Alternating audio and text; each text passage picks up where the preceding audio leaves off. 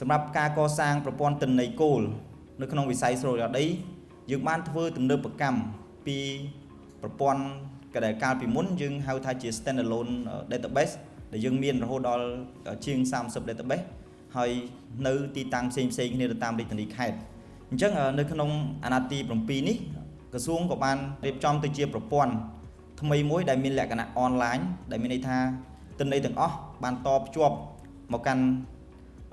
server របស់ក្រសួងអញ្ចឹងមានថាទិន្នន័យទូទាំងប្រទេសគឺនៅទីតាំងតែមួយគេគឺនៅក្រសួងតែម្ដងហើយបច្ចុប្បន្ននេះប្រព័ន្ធទាំងមូលយើងបានដាក់ដំណើរការបាន14រាជធានីខេត្តដែលក្នុងនោះមានទាំងភ្នំពេញដែរហើយសម្រាប់ចំនួនខេត្តលំអិតក្រុមការងារនឹងអាប់ដេតជូននៅក្នុងក្រុម Telegram សម្រាប់ខេត្តដែលបានដាក់ប្រព័ន្ធថ្មីហើយអ្វីដែលពិសេសសម្រាប់ប្រព័ន្ធថ្មីនេះទី1គឺទិន្នន័យនៅក្រសួងចំណុចទី2គឺបានដែលចេញមកយើងមានភ្ជាប់ QR code verify តែម្ដងអញ្ចឹងរាល់បានដែលព្រានចេញពីប្រព័ន្ធថ្មីទាំងអស់នេះយើងនឹងមានទម្រង់QR code verify តែម្ដងអញ្ចឹងទៅមានន័យថាឯកសារយើងយកមកយើង scan ទៅយើងបានព័ត៌មានពេញលេញហើយក្នុងនោះដែរទិន្នន័យនៅក្នុងគម្រោងឬក៏ទិន្នន័យដែលបានវាស់វែងរួចហើយនេះបានប្រហែលជាជាង13លានក្បាលដីហើយប៉ុន្តែទិន្នន័យដែលយើងបានរក្សាទុកនៅក្នុង database រហូតដល់បច្ចុប្បន្ននេះប្រហែលជាអាចជិតដល់10លានដែលក្នុងនោះដូចលោកជំទាវប្រធានក្រុមការងារលោកបញ្ជាក់ហើយប្រហែលជាជាង8លានក្បាលដីបានចេញបានរួចហើយអញ្ចឹងមានក្បាលដីបន្តទៀតនឹងចេញបានជាបន្តហើយក្នុងនោះការដាក់ប្រព័ន្ធចុះបញ្ជីដីធ្លីថ្មីនេះគ្រោងនឹងដាក់បញ្ចប់នៅក្នុងឆ្នាំ2026នេះអាចនឹងនៅត្រឹមឆមាសទី1អញ្ចឹងមានថានៅក្នុងឆ្នាំ2026នេះយើងនឹងឃើញអាចនឹងឃើញបានដែលព្រានចេញទូទាំងប្រទេសតែម្ដងគឺមានទម្រង់ QR code verify នេះតែម្ដងហើយខ្ញុំសូមរំលឹកពីសាវតានៃការរៀបចំសេវាសាធារណៈអនឡាញរបស់ក្រសួងរៀបចំដែនដីបន្តិចនៅឆ្នាំ2015ក្រុមការងារក្រសួងបានព្យាយាមធ្វើទំនើបកម្មដំណាក់កាលទី1ដោយបានរុញ database ដែលជា standalone ហ្នឹងដែលគេមុនយើងប្រើ access ហើយដើម្បីភ្ជាប់ចូលគ្នាទៅជា progress រហូតដល់ឆ្នាំ2008យើងអាចចាប់ផ្ដើមដាក់ដំណើរការសេវាអនឡាញដំបូងដែលកាលពីដំណាក់កាលទី1នៃការដាក់សេវានេះគឺយើងបានតែត្រឹម scan ព័ត៌មានតាមរយៈ QR code ទេ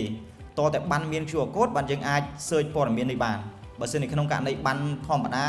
ដែលអត់មាន QR code យើងអាចមើលព័ត៌មានឃើញទេអញ្ចឹងនៅក្នុងអាណត្តិទី7នេះក្រសួងក៏បានធ្វើទំនើបកម្មបន្តទៀតនៅឆ្នាំ2023ចុងឆ្នាំហ្នឹងយើងបានដាក់សេវានឹងបន្ថែមដោយអាចវាយលេខបានសម្គាល់ម្ចាស់ចលនាវត្ថុនេះទៅក្នុង system ហើយស្វែងរកព័ត៌មានបានតែម្ដងអញ្ចឹងមានថាទាំងសេវាដែលឆែកតាមរយៈ QR code ទាំងការវាយលេខបាននេះគឺយើងអាចប្រើប្រាស់បានទាំងពីរហើយនៅក្នុងនោះសម្រាប់សេវាមួយនេះបច្ចុប្បន្នគឺយើងបើកសម្រាប់សាធារណជនទូទៅមិនថាជាប្រជាពលរដ្ឋមិនថាជាមន្ត្រីរាជការឬក៏វិស័យឯកជនទេគឺអាចចូលឆែកបានគ្រប់គ្នាឲ្យតែមានលេខបានដីទៅយើងអាច search បានហើយទិន្នន័យគឺយើងទាញចេញពីក្រសួងតែម្ដងអញ្ចឹងរាល់ទិន្នន័យទាំងអស់គឺជាទិន្នន័យដែលមានសង្កត់ភាពមានថាជាទិន្នន័យដែលត្រឹមត្រូវជាក់លាក់ច្បាស់លាស់តែម្ដងរាល់ការអាប់ដេតគឺយើងអាប់ដេត real time តែម្ដងហើយចំពោះសេវានេះបច្ចុប្បន្នដោយសារតែយើងធ្វើទំនើបកម្មពីការ scan QR code ទៅជាអាចវាយលេខក្បាលដីចូលបានដែរលេខវាបានចូលអញ្ចឹងទៅបច្ចុប្បន្ននេះយើងអាចស្នើសុំបានច្រើនទីតាំងទី1យើងអាចស្នើសុំដោយផ្ទាល់តាមរយៈ website របស់ក្រសួងទី2យើងអាចស្នើសុំតាមរយៈ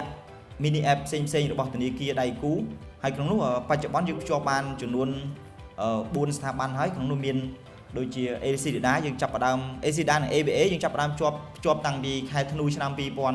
មករហូតដល់បច្ចុប្បន្នហើយមានបាគងហើយនិងកាណាឌាហើយក្រុមការងារក៏កំពុងតែសហការជាមួយធនាគារផ្សេងៗដើម្បី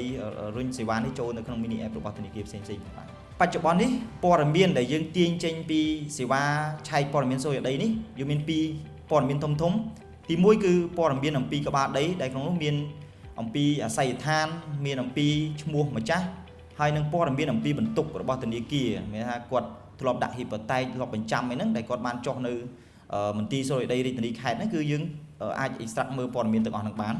អញ្ចឹងវិធីសាស្ត្រនៃការស្វែងរកព័ត៌មាននេះខ្ញុំគិតថាសាមញ្ញហើយងាយបំផុតគឺយើងគ្រាន់តែមានបានមួយមកដែលក្នុងនោះយើងអាចវិធីសាស្ត្រទី1 ដើម្បីមើលព័ត៌មានយើងអាចតាមរយៈការ scan QR code នៅខាងក្រោមនេះមិនថា QR code សេរីមុនដែលអត់មាន verify ឬក៏ QR code ដែលមាន verify ទេយើងអាចមើលព័ត៌មានបានដូចគ្នាហើយក្នុងករណីបើសិនជាក្នុងករណីបានអាចថាសេរីមុននឹងបន្តិចដែលជាប្រភេទបានរឹងដែរបាន LMAP ដែរប៉ុន្តែយើងអត់មាន QR code ទេអញ្ចឹងយើងអាចយកអាលេខវិញ្ញាបនបត្រខាងលើនេះដែលមានទាំងអស់អាចថា13ខ្ទង់ទាំងសញ្ញាដកមួយហ្នឹងយើងអាចយកមក search នៅក្នុង website របស់ក្រសួងឬក៏ mobile mini app របស់ធនាគារផ្សេងៗបានអញ្ចឹងដោយសារតែនៅលើ website ក្រសួងយើងដើម្បីធានាសុវត្ថិភាពយើងមានវាយលេខកូដមួយតង់ទៀតប៉ុន្តែបើសិនជានៅក្នុងករណីនៅ mini app របស់ធនាគារយើងអត់មានទេវាយតែលេខក្បាលដីទៅយើងអាច search បានហើយអាចនឹងឆាប់នេះក្រសួងសម្រាប់ការធ្វើទំនើបកម្មឬក៏បន្ថែមទិន្នន័យមួយចំនួនទៀតដើម្បីឲ្យកាន់តែមានភាពច្បាស់លាស់ដោយយើងក្រសួងគ្រោងនឹងដាក់ក្នុងពេលឆាប់នេះដែរក្នុងនោះក្រសួងគ្រោងនឹងថែមព័ត៌មានមួយចំនួនទី1នៅព័ត៌មានអំពីលិខិតផ្ទុកផ្ដាក់របស់តុលាការឬក៏ឯកសារពាក់ព័ន្ធជាមួយតុលាការហើយចំណុចពិសេសមួយទៀតគឺយើងនឹងបន្ថែមនៅព័ត៌មានអំពីរូបសន្តាននិងទីតាំងដីដែលមានន័យថាយើងអាចបង្ហាញរូបរាងដីតែម្ដងហើយជាមួយនឹងទីតាំងដែលយើងអាច search នៅលើ Google Map បានហើយយើងអាច scan ទៅដល់ទីតាំងហ្នឹងតែម្ដងសេវាដែលគ្រោងនឹងធ្វើទំនើបកម្មថ្មីនេះបងប្អូនអាច download ជា file PDF ដែលយើងអាចចែកម្លែកបានដែលសម្រាប់បច្ចុប្បន្ននេះតែយើង refresh ទៅអាចបាត់ហើយប៉ុន្តែសម្រាប់សេវាថ្មីឬក៏សេវាដែល update ថ្មីនេះបងប្អូនអាចទាញយកទិន្នន័យបានតែម្ដងជាទម្រង់ PDF បើសិនជាក្នុងវិស័យធនាគារឬក៏រ៉ាញ់វត្ថុដើម្បីឆែកព័ត៌មានបើយើងធ្វើម្ដងមួយចេះអាចនឹង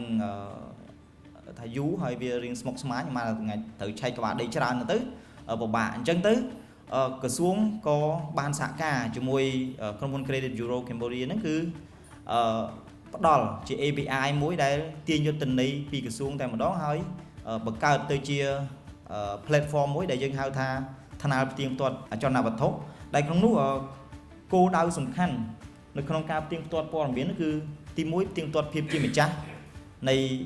ក្បាលដីហ្នឹងទី2ទីតាំងក្បាលដីហើយនិងទី3គឺព័ត៌មានអំពីបន្ទុកអញ្ចឹងនៅក្នុងនេះខ្ញុំសូមបញ្ជាក់វាខុសគ្នាពីសេវាដែលយើងផ្ដល់នៅមួយកណាត់មុនបន្តិចសេវានេះគឺសម្រាប់តែសមាជិករបស់ក្រុមហ៊ុន CBC ទេអញ្ចឹងតើតែជាសមាជិក CBC ទើបអាចស្នើសុំដើម្បីបង្កើតគណនីហើយប្រើប្រាស់សេវានេះបានអញ្ចឹងទិន្នន័យដូចគ្នាដែរគឺជាទិន្នន័យដែលទាញចេញពីក្រសួងតែម្ដងដែលមានន័យថាជាទិន្នន័យដែលមានបច្ចុប្បន្នភាពហើយនិងសុគតភាពអញ្ចឹងរាល់ការផ្លាស់ប្ដូរអីយើងនឹងអាប់ដេតភ្លាមតែម្ដងការរៀបចំប្រព័ន្ធនេះឡើងគោលបំណងសំខាន់គឺជួយដល់សមាគមឬក៏ទាំងមីក្រូហិរញ្ញវត្ថុនិងធនាគារក្នុងការផ្ដល់កម្ចីទៅដល់ប្រជាពលរដ្ឋឲ្យកាន់តែមានប្រសិទ្ធភាពសុក្រឹតភាពហើយនឹងរហ័សជាងមុនឬក៏ងាយស្រួលក្នុងការសម្រេចចិត្តអញ្ចឹងនៅក្នុងនេះនីតិវិធីក៏ខ្ញុំគិតថាมันស្មុគស្មាញដែរលក្ខខណ្ឌទី1ធនាគារឬក៏មីក្រូហិរញ្ញវត្ថុត្រូវតែជាសមាជិករបស់ CBC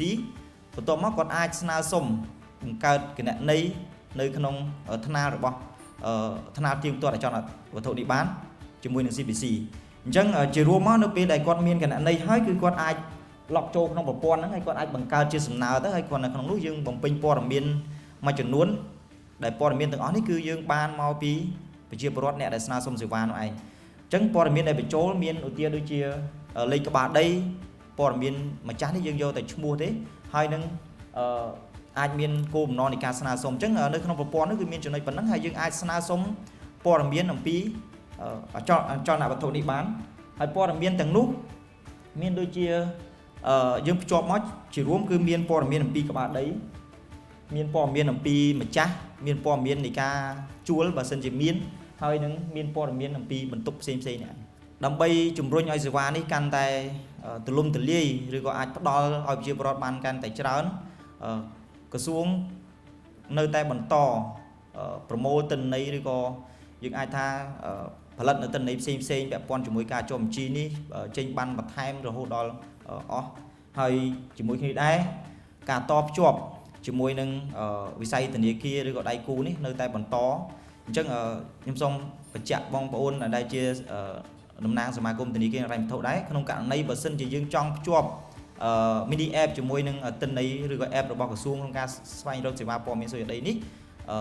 បងប្អូនអាចតាក់ទងមកក្រុមការងារផ្ទាល់អាចនៅក្នុងក្រុម Telegram តែម្ដងក៏បានដែរយើងនឹងមានក្រុមការងារតាក់ទងទៅវិញហើយនឹងជជែកគ្នាពីនីតិវិធីឬក៏បែបបទនៃការភ្ជាប់ mini app ផ្សេងៗដូចដែលយើងធ្វើកន្លងមកជាមួយធនាគារដូច AC ដូច AVA ឬក៏កណ្ដាលយ៉ាងហើយមួយផ្នែកទៀតដោយសារតែទិន្នន័យZoom រៀបចំដែនដីថាជាទិន្នន័យ Snow មួយនៅក្នុងវិស័យពាក់ព័ន្ធផ្សេងៗអញ្ចឹងក្នុងនោះក្រសួងក៏គ្រោងនឹងធ្វើការចែករំលែកទិន្នន័យទាំងនេះទៅ